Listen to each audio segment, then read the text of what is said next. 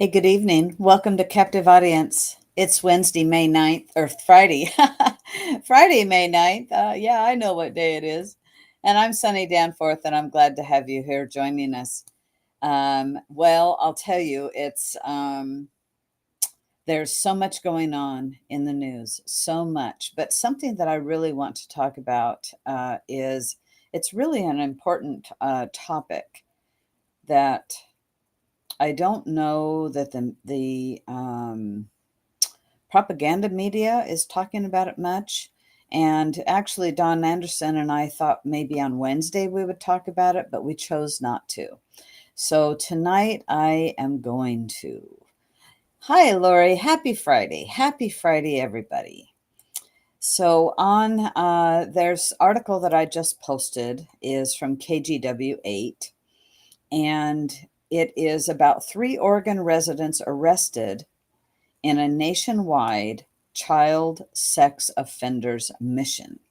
And the Operation Restore Justice included the arrest of 3 people across Oregon who have been arrested and charged with federal child exploitation crimes.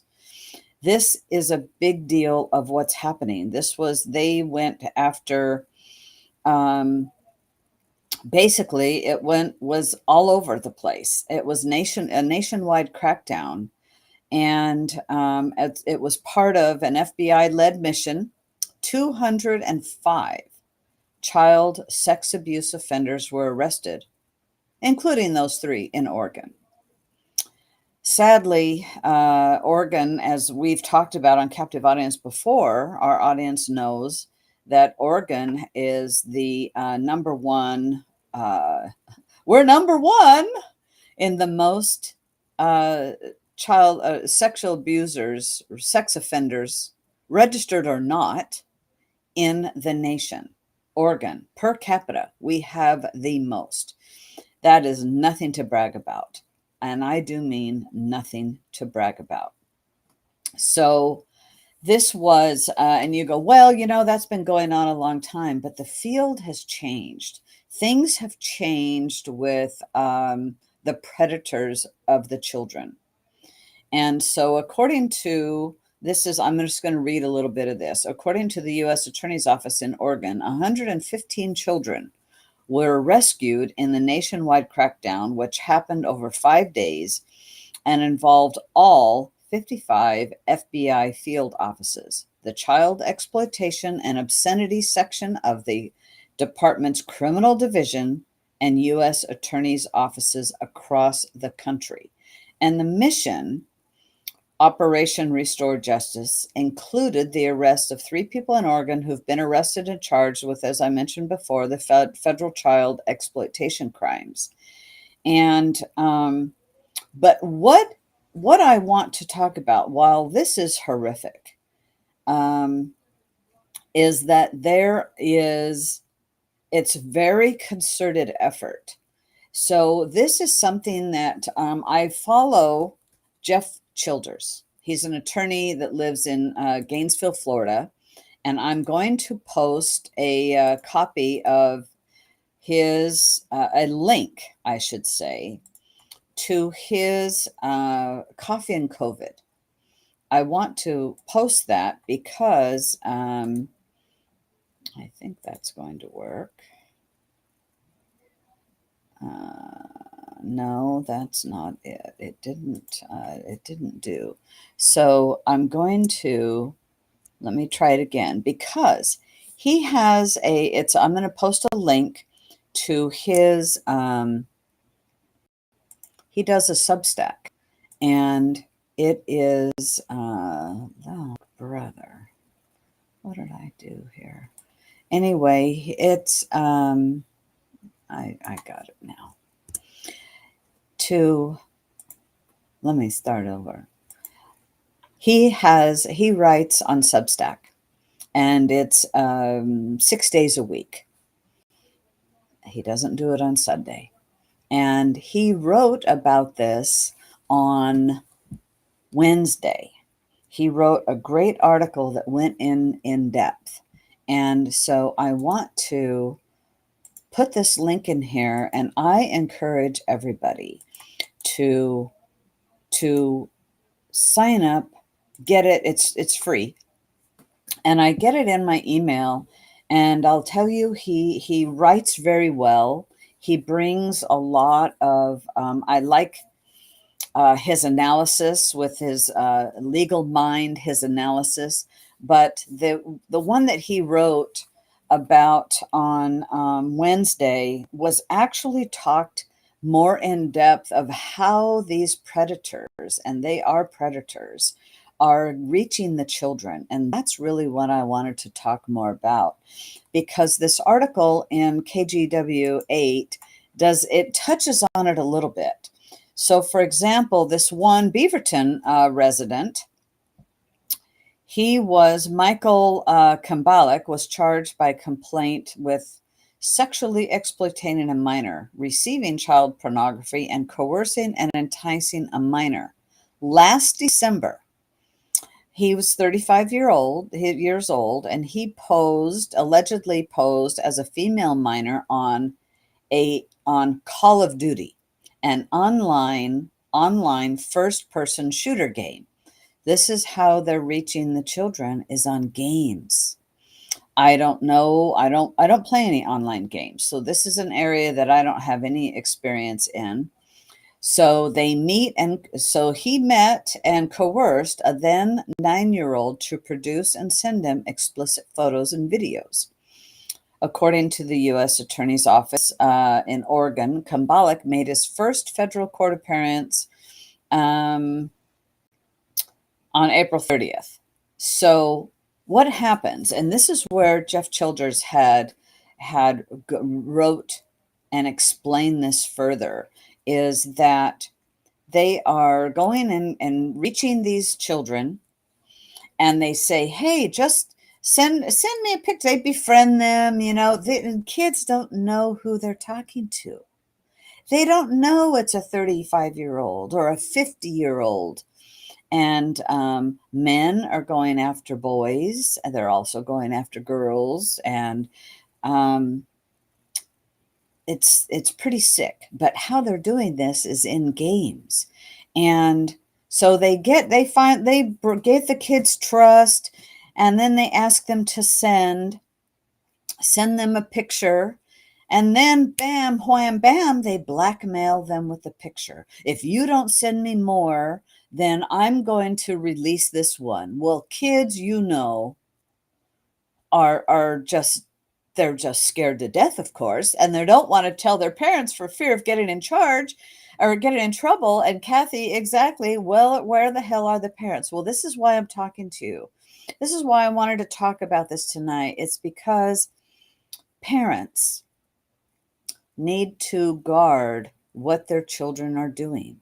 In fact, Jeff Childers, in his article, he says, at night, take your kids' electronics away from them so that they can't be doing something without being under your supervision. Yes, they're going to balk. They're not going to like it, but do it anyway. It's for their own good. It's for their own safety. And so, and it's easy to say, where the hell are the parents? But you know what? We were all teenagers. I know I was a teenager, and I did things that my mother, who raised 3 kids by herself, had no clue. And there's things I got in trouble for. Thank God it was never really bad. But, kids will be kids, and they will be sneaky. And then, of course, the predator tells them, and don't tell anybody. This is our secret. And this is the conversation to have with children is, hey, has anybody ever told you that? You can tell me anything. To the parents have to be able to speak and keep the communication lines open about this, and tell them some of the things that, what, if adult ever says, oh, don't tell your parents, they won't like this, that should be a red flag to you. Or, hey, it's just between us, it's our little secret, that's a red flag.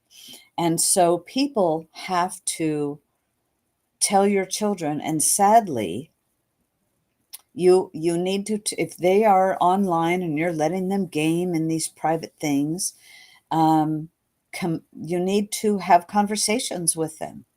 You need to have open communication and conversations with them. So I wanted to mention that. And there are groups. There are groups. There's a lot of satanic stuff out these days, more so than than have been in the past. And a lot of this, it accelerated in 2020 in COVID, when more people were home, more were online and whatnot. And so we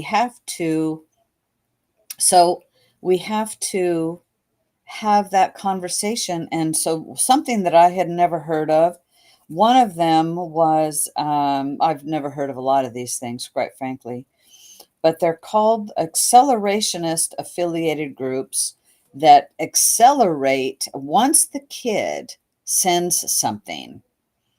Then they put this loot, whatever they sent, it just like goes out there. And is that and then there's others that are coercing the kids. So I'm reading on my phone from the article from Jeff Childers, and it says that there's names like the Order of the Nine Angels, or 09A is the code. The Order of Nine Angels, never heard of that. 764, which is the focus of an ABC's article that Jeff Childers talks about. And that episode was on his May 7th writing, Coffee and COVID. I can't stress it enough. He is a fabulous writer, and the topics that he covers is good, really, really good. And there's a 764, which is covered in this ABC's article, which is part of a Texas zip code, where its 15-year-old founder, a 15-year-old, started this in 2020. So it's not all 35-year-old perverts, and some start young. And if they're starting that young, it's because I would guess that something like that happened to them very young as well. So I just thought it is such an important topic to protect your children. Pay attention to where they're at in social media. Gaming, had no clue of what's happening with that. And we just need to take care of them. And yeah, I'm reading some of your comments. Sure, parents are working, but so like at home, though, in the evening, as I mentioned earlier, take the electronics away so that they can't be, when they're in their bedroom, that they don't have access to that and can't access that type of thing. Periodically, it's a real good thing to take your kid's phone or iPad and look at what they're looking at. Look into their chats. Not that you cannot trust them, it's the others. It's the others and that have access to them, and we need to protect children because there's a lot of people that would like to do bad things. And I think it's good to help protect the kids. So I'm really glad, and it's because of the Trump administration that they are going after these groups and using the FBI for what they should be. And if you think something's going on, report it to your local FBI field office. Don't say, well, maybe somebody reported it. Go report it. It's kind of like sometimes people will see a fire and they'll think, oh, somebody must have reported it. Well, I can tell you from being married to a retired fire captain. And he says, oh, yeah, one of the biggest fires he ever went to was very close to a fire station that he was in. And nobody called the fire department because they kind of thought they knew about it. And finally, the kid who was out delivering newspapers stopped by the fire station and said, "Hey, you guys, do you see the smoke over here?" And they all just went, "Whoa." So if you see something, say something, report it. It's okay to, if more people report it, it's all right. At least it gets done. And so I want to just talk about that. So here's another article that is OPB did, and it is on the same thing. And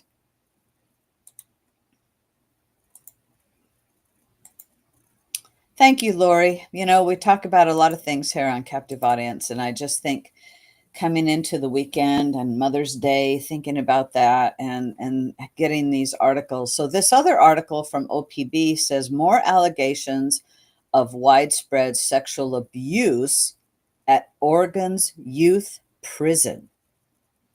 Now, so apparently another 10 men who were held in custody as children at the McLaren Youth Correctional Facility in Woodburn are suing the state, accusing the longtime pediatrician at the facility of sexually abusing them. More than 20 men have now come forward accusing Dr. Edward Gary Edwards of widespread abuse and top officials at the youth facility of ignoring the abuse and allowing it to continue. This apparently, Edwards worked at the Oregon Youth Authority starting in 1977 and was later the chief medical officer at McLaren. And he worked at the facility for more than 4 decades. So he had a lot of years to abuse kids. And it sounds like it's only men, boys at the time. He died in February, shortly before the first lawsuit was filed, and which truthfully is a shame. And the lawsuit was filed in Multnomah County. The abuse was so well known, the lawsuit alleges the doctor had a nickname, Dr. Coldfingers.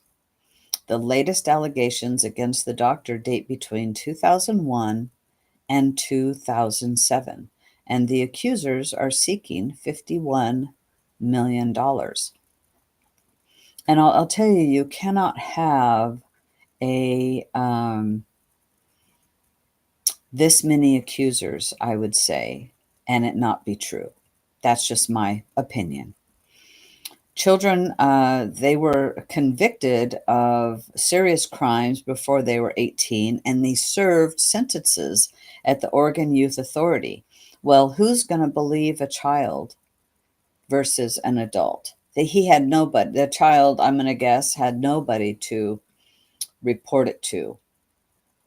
Also, and some might say, well, how come they didn't report it until now? Well, I think it takes a while to realize that it's not their fault, and come to terms with it. If that's what I think. So this is really sad in Oregon. At the Oregon, the latest lawsuit is part of several allegations of misconduct against staff at the Oregon Youth Authority in recent months. So sadly, Oregon is got lots of black eyes for many, many reasons. But this is horrific. Crimes against children is horrific. And so this article says, although the latest lawsuits focuses on Edwards, staff that have worked at the Youth Authority more recently have also been accused. Emily Echtenkamp, a former mental health and drug treatment counselor at McLaren, was convicted in March of sexually abusing a teenager she was supposed to be trying to help. Sick people. And the children are held captive, right? How do you get away from that? You can't. You can't. And I'll tell you, it's horrific. So the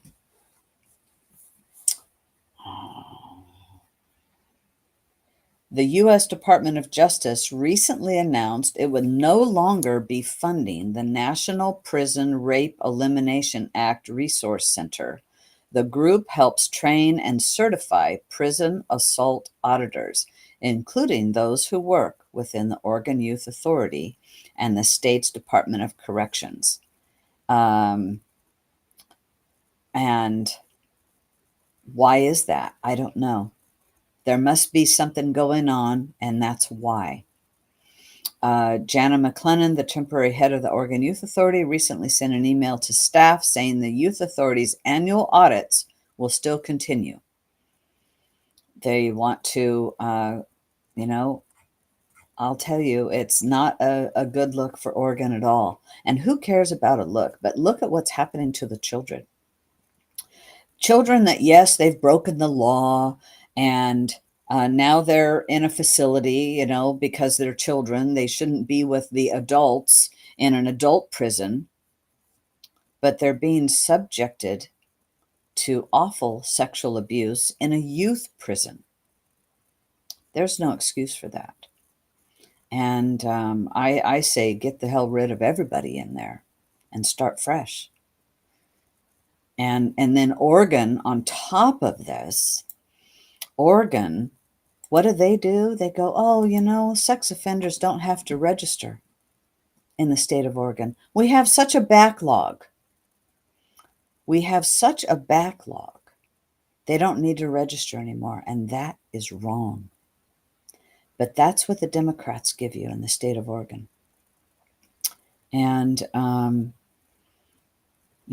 but this type of thing is horrific, just horrific. And you know what else Oregon is bad for? Well, they rank it pretty high. They rank 12th for the worst for drugs. Go figure, right? It's no surprise.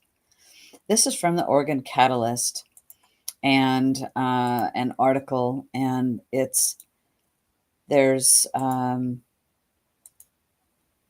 when you legalize drugs, the druggies come. When you just allow homeless to run amok and let it get worse, they all come.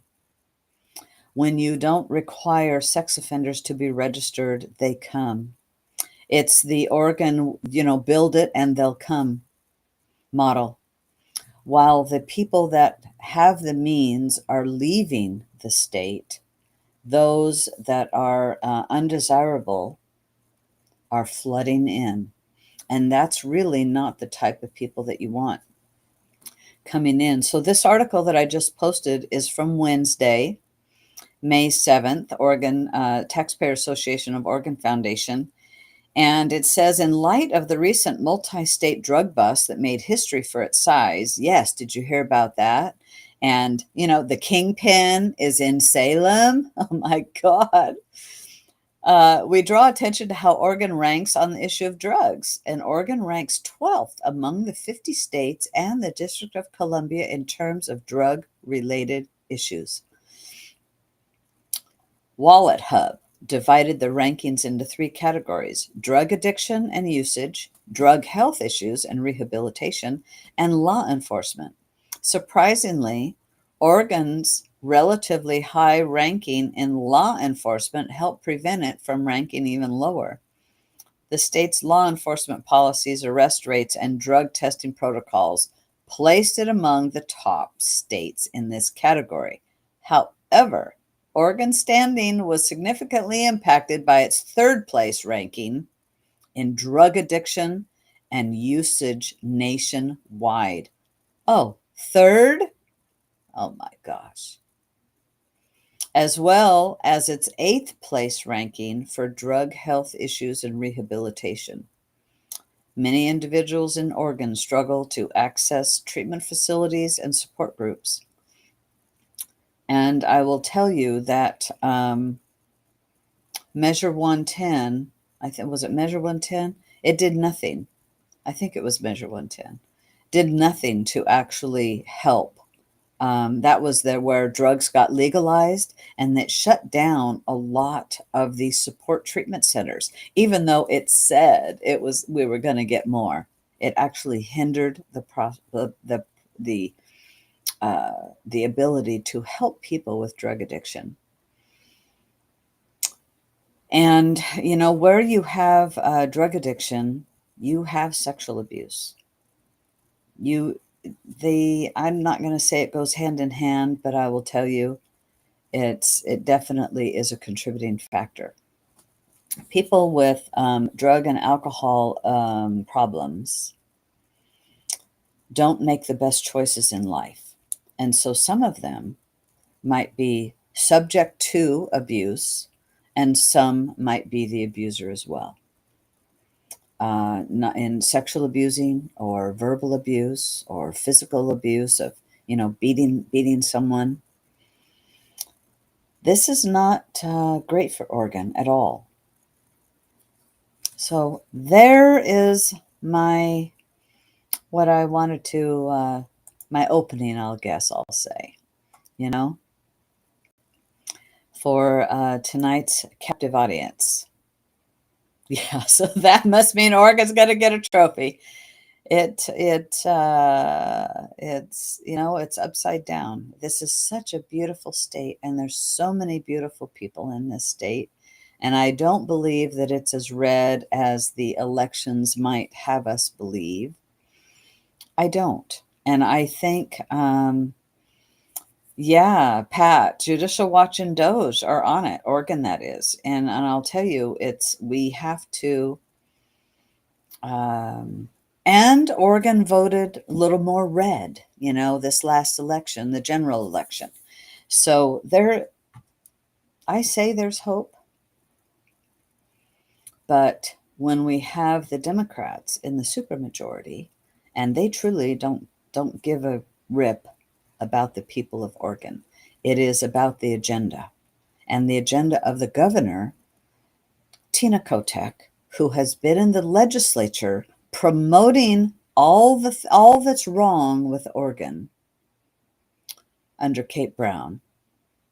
Oh yes, she was helped get us here where we are, quite frankly. So I wanted to talk about that a little bit. And then we have Oregon Attorney General Rayfield.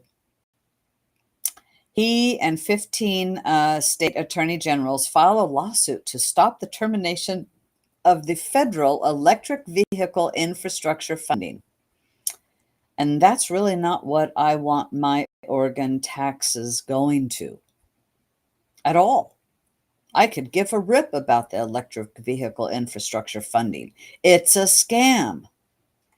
It's an absolute scam. But you see, they would rather spend money on that than let's go after the child predators.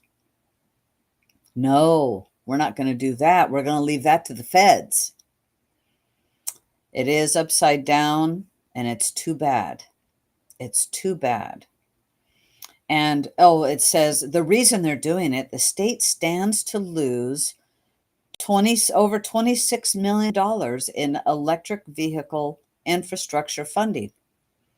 Well, let me tell you, under Biden, didn't they, the Buttigieg, the transportation guy, he had I don't know, $50 million, and they installed, 6 across the nation?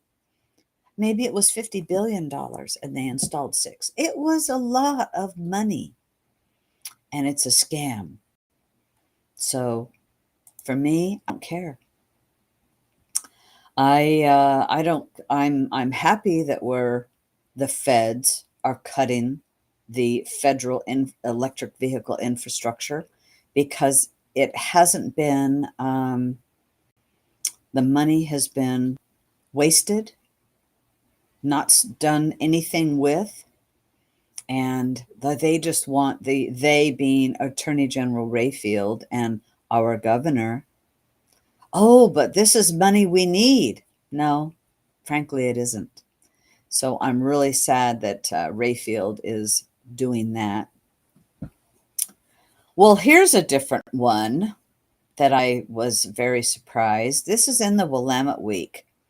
Should Portland ban backyard beekeeping? I was like, are you kidding me? Is that what you want to pay attention to? Don't people know that we need bees? We need more bees and more bees and more bees because bees are actually in danger of, they have been between the sprays and viruses or things, illnesses that they get. We have had bees declining and declining and declining. And without bees, us people, won't eat because bees are the pollinators, the biggest pollinator of agriculture. You have so the headline is, should Portland ban backyard beekeeping? Adding hundreds of thousands of honeybees into a previously balanced residential environment disrupts it substantially. Really? Well, I'll tell you, honey is so good for your health, and especially local honey for your allergies and whatnot. And so here you have the politicians. Oh my gosh, are you going to get into backyard beekeeping? So I think that is just a bit much. I really think it's a bit much. The government, be it city, county, state, federal, they do want to control a lot of things. And so they're looking at the Portland's livestock code. Oh my gosh, depending on the lot size, Portland, known as Title 13, allows between 4 and 6 hives per residential backyard. Well, good. We need more bees. We need more bees, and I can't believe Portland is looking at this. I say, let it be. Let it be, let it be, let it be. Crazy. Crazy upside down. For sure. Well, I don't know if any of you know of the Malheur Enterprise. The Malheur Enterprise is actually closing their doors at the end of May. And the Malheur Enterprise, I have been a subscriber for years. And so this is a story actually from the Willamette Week. A legendary Oregon investigative reporter puts down his pen. Les Zeitz and his wife and business partner, Scott Callister, are retiring after more than a combined century in journalism. Well, I will tell you that Les Zeitz has done some of the best reporting on our politicians, specifically Greg Smith, and calling them out, trying to hold them accountable. And he's one that really needs to be held accountable. Frankly, he's one that needs to be replaced. And I have always appreciated his writing. He talked about the failed NISA rail spur. They reported on for years that Greg Smith had a hand in and got a lot of money, and actually kind of got Greg in trouble for what he was doing there. And he's written about Mount St. Helens, the Rajneesh, when they were here. He wrote a 20-part series on the Central Oregon cult leader whose takeover of the town of Antelope. He is an award-winning writer, I will tell you. And he's actually His investigations of abuses of disabled workers and Mexican drug cartels operated in Oregon were finalists for Pulitzer Prizes in 2007 and 13, respectively. The Malheur Enterprise is a fabulous, I get it digitally, email, and just a great, great newspaper. I am sorry that they are leaving. And in fact, he's written for the last 5 years investigating the state's longest serving legislator, Greg Smith, out of Hebner, and his Greg Smith's business dealings, which are such a conflict of interest. It's so kudos. I'm sorry to them both. Happy retirement. And I'm very sorry to see the newspaper shutting down. Absolutely. A great, great reporter. Great reporter. Okay. So we have good news, though. Well, before I get into some good news, something else that the propagandist news is not talking about really is what's happening in Pakistan and India. And here's an article from PJ Media, and it says, neither Pakistan nor India wants to de-escalate. Can they avoid all-out war? I hope so. I hope so, and I believe that Trump's teams can, maybe help to diffuse the situation. Although our vice president saying that he had said that a potential nuclear war between India and Pakistan is none of our business. Well, but I think we're concerned about it, and I would hope that cooler heads prevail and that we get some, and I hope that Trump will get somebody there to help diffuse the situation and bring some peace, or at least avoid a nuclear war. We don't want that over there at all. None of us. It won't be good for anybody. So on to a little bit of good news here. The protesters, the pro-Hamas protesters, are finding out that 2025 is not 2024. More than 100 anti-Israel protesters at Columbia University and the University of Washington, Swarthmore College also have been arrested after both campuses and local police swiftly broke up the demonstrations. And more than 100 pro-Hamas protesters invaded Columbia's Butler Library, causing such a disruption that students studying for finals were forced to leave, and at least 80 protesters were arrested. And ICE is fingerprinting those that are arrested and checking to see if any of the pro-Hamas demonstrators were non-citizens. I voted for that. And I'll tell you, it is, if they are non-citizens, they can just their visas be revoked. They can go to school somewhere else. That's how I feel about it.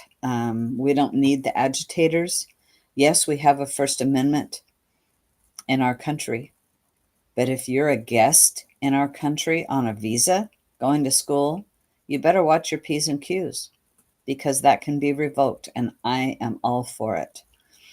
And then 21 students have been suspended and banned after the University of Washington protest. I'm glad. And they cause an estimated about $1 million worth of damage to their new engineering building. This is the type of stuff. No. So they're not dealing with the Biden administration. They are now dealing with the Trump administration, and I like that. Um, oh, I see that, Les. Very good. Very good. Yes. And, I remember that article so Les Poole posted about Malheur Enterprise article that was December 12th of 2023, when Greg Smith agreed to pay Malheur County $70,000 over mishandling of public records. And I don't know if he ever actually did. And the mishandling of public records, as I remember it, was they had gone FOIA'd, the Malheur Enterprise had FOIA'd the county for records, and the county FOIA'd to Greg Smith for records, and Greg Smith never, ever produced a document. And so they took him to court, and he says, okay, I'll pay a fine. That's how much he doesn't want his documents out there or released. He would rather pay a fine. Well, he makes over $1 million a year. He can afford it. $70,000 fine, no big deal. Okay, thanks, Les. Well, poetic justice came for Letitia James. This is the headline, and it's glorious, says Matt Margolis from PJ Media. And the federal authorities have launched a criminal investigation into New York's Attorney General Letitia James for allegations of mortgage fraud. Imagine that. We're winning. I believe they've got her by what I'll say is the short hairs. Let's see. Hey, the Catholic Church got a new pope. And, I think, and it's an American, first time ever. So Pope Leo the 14th, or Leo, and you may pronounce it also. And he's an American, and he also has a Peruvian citizenship. He speaks 5 languages. And it's going to be his first speech that he did today. I didn't get to hear it all, but I read a little bit. I think it was very good, and it was in English. And it's funny, not funny, how this morning I heard, oh, people are criticizing him. He didn't speak English, at his first, his appearance, like right when he first got elected. That's okay. That's okay. Why are people so, I don't know. Why do they have to criticize everything? I don't get that part. So I think, I pray that the church, the Catholic Church, will come back to the center a bit. I have a feeling it will. We're going to have to see. We're going to have to see. But I think that's good news for the Catholic Church. How do you like the trade deals Trump's doing? He made a trade deal with UK today, and the stock market went crazy. I'll tell you, it's I'm loving what he's doing. And China is coming to the table. And I do have something on China. China is shutting down its economic data, which is like a no-no. This is an article from the Epoch Times that I'm citing. And this was also from Wednesday. Jeffrey Tucker wrote about it. And governments around the world they have an agreement, sort of a contract, a social contract of sorts, that all the governments around the world are share economic data on prevailing conditions. But China doesn't want to share. It's not the first time. They've been shutting it down off and on and off and on. And a fellow, this past December, a highly regarded Chinese economist, Gao Shanwen, I don't know that I pronounced that correctly, was visiting Washington, D.C., colleagues at the Peterson Institute, and sat on an expert panel. Thinking that perhaps he should speak his mind, he said very plainly that no one knows for sure what the growth rate in China is. He speculated that it might be about 2%. He said, my own speculation is that in the past 2 to 3 years, the real GDP number on average might be around 2%, even though the official number is close to 5. No one in the room thought anything about it. The speaker seems to have temporarily forgotten that he's not an independent actor and was in no position to offer his objective assessment. And word got out. Now, remember, this is in this past December. Well, word got out immediately to Beijing, and he was immediately disciplined and silenced. He no longer holds his job at his old securities firm, and his comments have been scrubbed from any site accessible within China, and he's lost his license to speak about economic affairs. Imagine you have to have a license to speak. Or maybe that's just a figure of speech. They will arrest you and disappear you, believe me. Meanwhile, the Securities Association of China has instructed all people who speak about China's economic health only to say nice things, of course, right? You must toe the CCP's line. So, anyway, it's not all rosy in China, and the propaganda media will not tell you that. They also won't tell you that Germany is turning away more asylum seekers at their border. This is a story from About World News from the Epoch Times, and Owen Evans wrote about this yesterday, that the new German government has ordered authorities to turn back more illegal immigrants at the nation's borders. Yes, on May 7th, the first day of the new administration, things are changing, much like they did from Biden to Trump. It's glorious. It's glorious. Countries are saying no, no, thank you. We're just not going to do the asylum seekers, and that's a good thing. So, hey, everybody, I want to give a shout out to a happy Mother's Day to all the mothers this coming Sunday, and it's really for women. You're not birthers, you are mothers. We have gone back to speaking truth. Of course, we always have on Captive Audience here, absolutely. And so, yeah, this is for women. Men can pretend, but they are not mothers, and they don't take the place of mothers either. Although, kudos to the single dads raising your children. You're filling that void. Just like my mother, who raised 3 kids all by herself, filled the void on Father's Day as much as she could.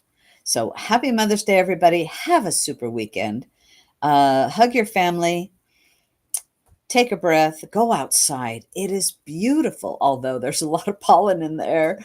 If you've got allergies, I was driving today and I go, oh boy, there's a lot of pollen in the air. So have a great weekend, and don't forget to share this, like and share, spread everywhere. We are winning, Lori.